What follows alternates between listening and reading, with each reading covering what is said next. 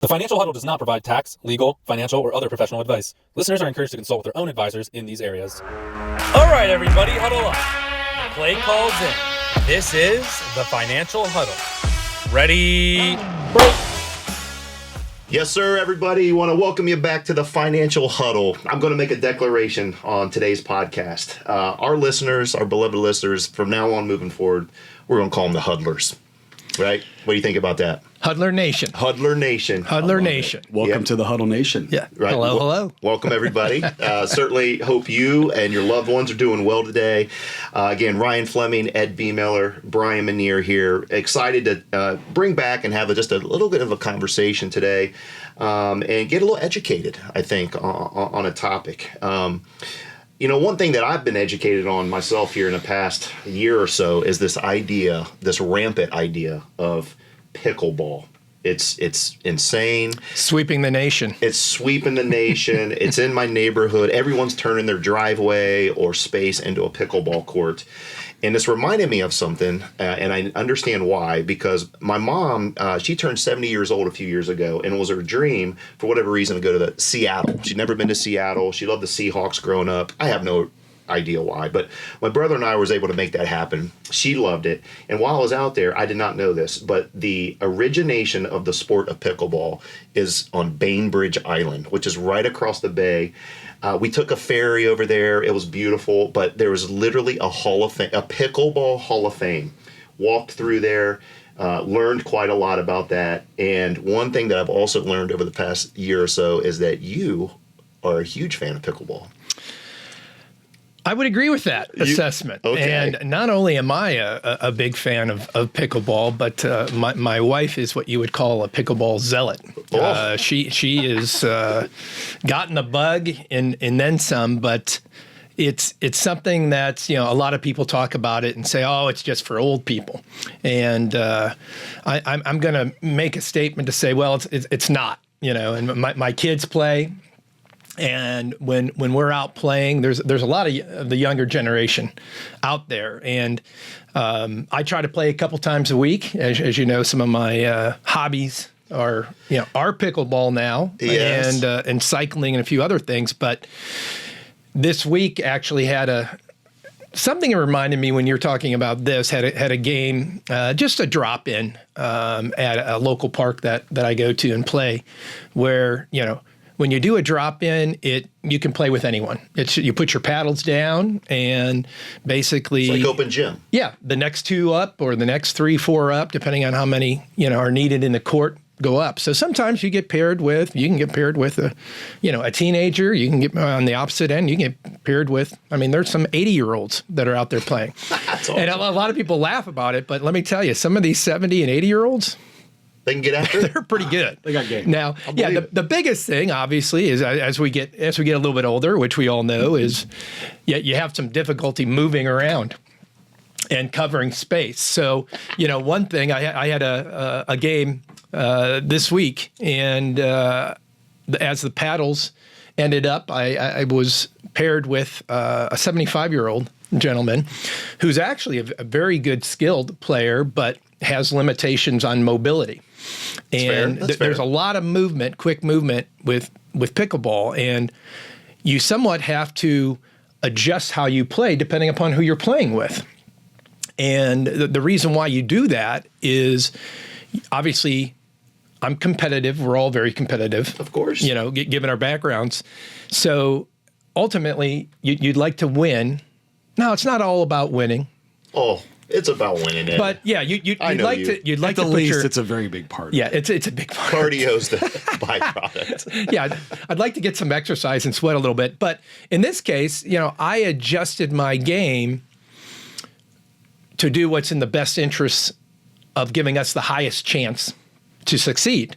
So that meant, covering more ground, maybe instead of, banging everything. And that's the term in pickleball, a banger. A banger is someone who just hits every shot as hard as they can. And as you progress and get up in, increase in talent and skill level, it becomes more of a softer game where you've heard the term dinking, and if you're playing with someone older, if you're just a banger, that's difficult for them just because reaction time and everything else. So you try to slow the game down a little bit. Well, did you guys win? Of course we won. Okay. You know, of course we won. But it was a really close game. It was a good game.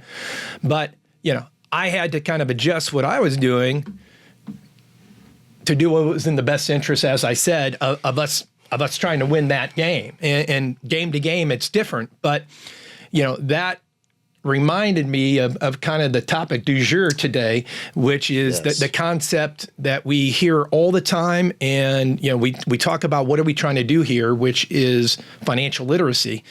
And the topic, you know, that we're going to discuss here is fiduciary. Yes, I love that. Yes, and it's a great segue, and that's really what we want to hit upon today is this idea of like, what is a fiduciary? How does this show up in our practice? But I thought, just for our listeners, people that are watching, one little thing that I thought you would appreciate for those of you watching is if you notice this right here, those are first class pickleball paddles. You call them paddles? Yes, they are. Okay. They're not called rackets. That's tennis. Yes. They are paddles. Very nice pickleball paddle shirt today, Edward. Thank you.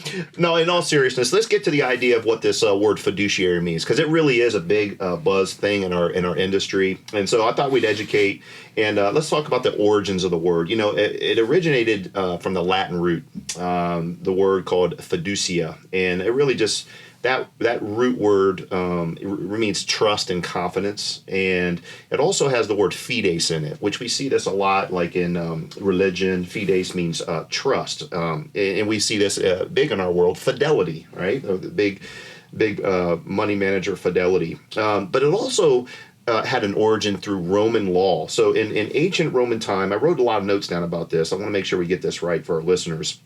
Is that this idea, this word fiduciary, referred to a type of legal agreement where property rights were at odds, and one person was going to be entrusted versus not entrusted. That person that was going to be entrusting of that property was called a fiduciary.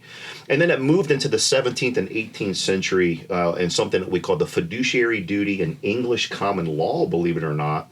And these English men and women in Parliament, they adopted this idea of the fiduciary duty in cases, civil cases, guardianships, and agents. And so the courts recognized this idea. And then as time moved on and as history moved on, we see this again show up in the 19th and 20th centuries. And this is where modern capital, investment firms, modern markets, trust companies, they started to emerge heavily. And a lot of the courts in the U.S. system apply this fiduciary principle to those financial people, to those financial professionals who are managing those assets. And there was actually some landmark cases that happened in the early 1900s that began defining the fiduciary standards, like really what was the standard. And there was really one pivotal moment in our history, in our lifetime, that came, after the Great Depression in 1940. It was actually called the Investment Advisors Act of 1940. And again, this was passed after the Great Depression. And really what this act did is that it formally established the RIA advisors. And, we work through a registered investment advisor here at Keystone. And it really put the onus on RIAs to own the fiduciary duty to their clients. And it required them to act in their best interest. You mentioned that through pickleball. You did what you had to do. Oh, so just like pickleball, just right? like pickleball, right? And so the law codified that. And then as you move into like modern times, the application of this idea of fiduciary is absolutely central to financial planning, investment management, ERISA retirement plans, like pension plans. Yeah. That's really very, very important. The Department of Labor and the SEC, not that long ago, back like in the 2010s, really took a stance on this idea of a fiduciary practice. And, I thought that was interesting. I think it's important that the people understand where this idea comes from, because the word gets passed around a lot. And they don't understand that there's a type of fiduciary, lawful approach that we have to take as professionals. But then there's also another type of standard that we're held to that's called the suitability standard. And we can talk about that maybe a little bit or even on another episode. But, that got me thinking, Brian. I mean, you deal with people all the time. Do you get this brought up a lot? Like, do people ask you a lot, like, are you a fiduciary? Or They do. And I'm sure you guys get that question as well, but they ask it quite a bit. And I think a lot of it has to do with a certain commercial that I won't name who, but there is a certain group of advisors that say, we're fiduciaries. And so people think about that when they come in, and maybe they're meeting with me for the first time. And, as they start to vet me out a little bit, they will ask. So there's been a significant uptick in marketing and advertising. Using that word, throwing it out and saying, hey, make sure you ask your financial professional, are they a fiduciary? Right. And what's interesting about that question, and you guys probably know this as well, people don't even know what that means. They just want to hear you say, correct.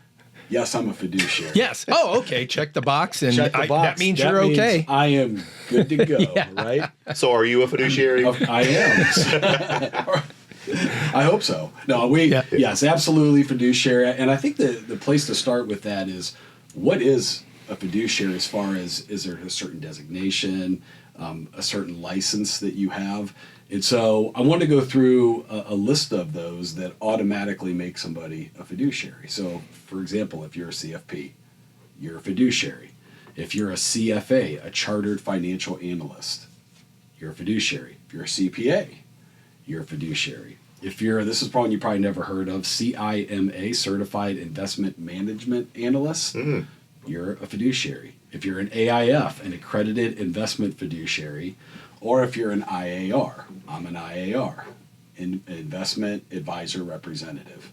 Now, here are some ones that do not make you an automatic fiduciary. If you're a broker or a registered rep, if you have a Series 7 or a 63, or if you're an insurance agent, those do not automatically make you a fiduciary. So I explain that when people ask, well, why are you a fiduciary? Well, because I'm an IAR. We have a RIA, Registered Investment Advisor firm. They oversee what we do. And I also explained that the three of us took an extra step getting our certified financial fiduciary designation. certification. Yeah, certification, That's right. So that we have an additional understanding and level that just gives us more awareness. The name is literally the name of what That's exactly right. So I think it is one of those things where people do want to hear, yes, we're a fiduciary. We take this very seriously. And again, I think when you just say yes, we are, but then I think it's important to explain the why behind that. Yep.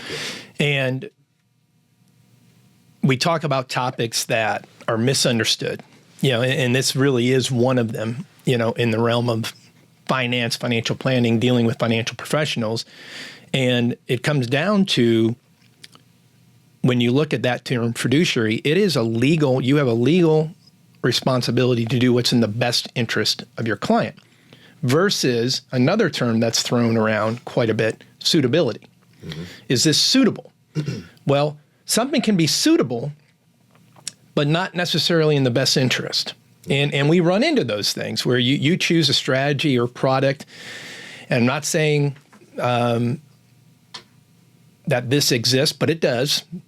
People say, all right, I can get this much commission, or I can, I'm a captive, or I can only sell these products. So I push these products. Well, they may be suitable, but they're not the best interest of the underlying client. So you get a little bit of that self-interest that kind of squeezes its way into the calculation. There's some relativism in that, right? It's an opinion. He said, she said, when you get into that. And I think a part of that goes back into the root word that we talked about, fides, right? That's trust. Trust based on evidence. So as a fiduciary, you should be earning the trust of your clients in many, many ways.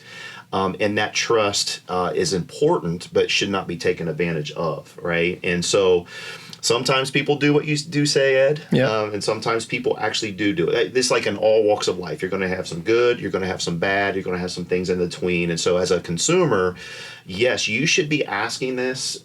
You should be making sure you understand the cursory idea of what this means, not just accept, yes, we are. So what is the evidence that they truly are fiduciaries? I have this conversation all the time is being a fiduciary, you should have an understanding of what that means to have the best interest of that person you're working with.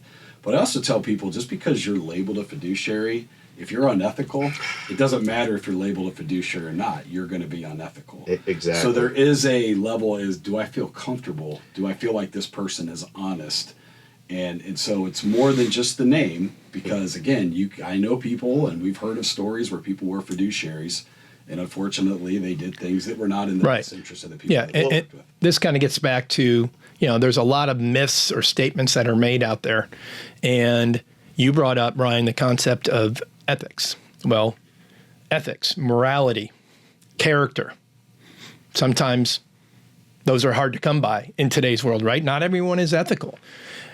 The difference when you're a fiduciary is it's a legal responsibility. So there is legal liability that if you do not act in the best interest. So it is important when we talk about, and I think people hear that idea and have said, all right, well, I need to work with the fiduciary. And I think we would all say, we agree, that makes sense. But underlying, you also, the old know, like, and trust, you need to get to know who you're working with. Mm-hmm. You need to trust them. Yep. You need to have a relationship with them. Yeah. Because just because they have, an acronym with some letters, all these different titles and accreditations doesn't mean that they're always acting in your best interest. That's right. So are there some pretty prominent myths versus reality our listeners need to understand? Well, we covered one already, which is, all financial professionals are fiduciaries. Well, Brian answered that. They're not, and, it is a good question to ask. If you're looking at different advisors or financial professionals to work with,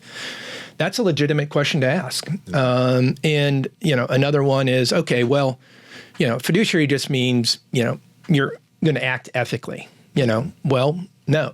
Mm-hmm. As I stated, a fiduciary really is a legal responsibility. So it goes beyond ethics when we're talking about how to handle a relationship and,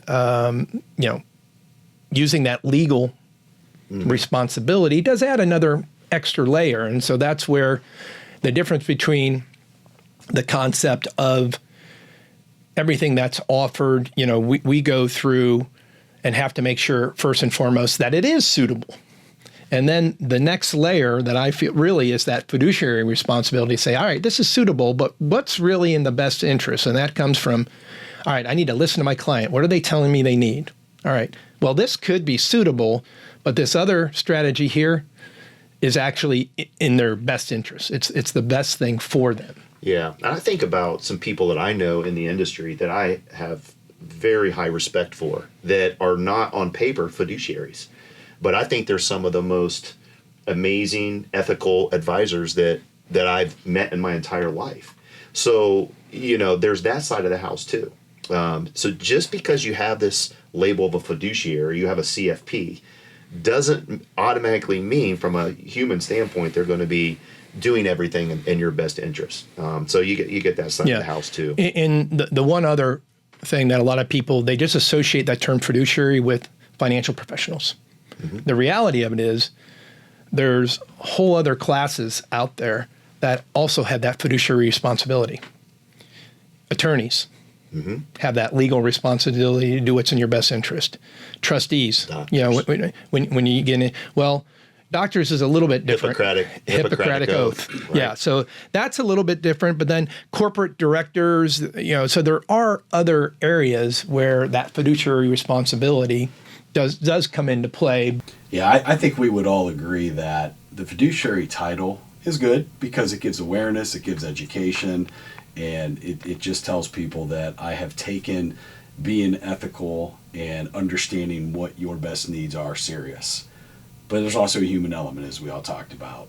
Even if I have that, but you don't trust me, you're not going to feel comfortable working with me. So true. So we have to not only understand what it means, but we have to make sure that people see that side of us, that hey, he's empathetic. I can trust him, and he's going to do what's best for me. Yep. That's so true. That's so true. Well, with that, huddlers, we're gonna call this a wrap. Appreciate you all chiming in to the Huddle Nation. Right. Join us next time. We look forward to seeing you guys. Take care.